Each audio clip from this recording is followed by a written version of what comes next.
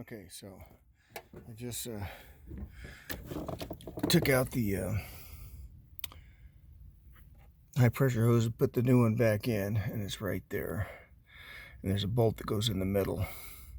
So the way it came out was you hook the undo the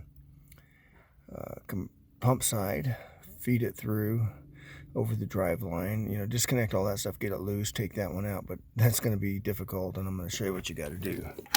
So you got to have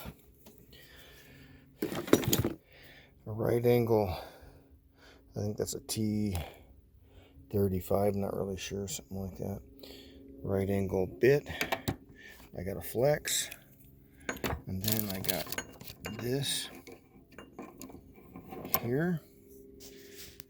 There's this bolt here, and I'm gonna have to put some stuff on it. Put it right there for right now, so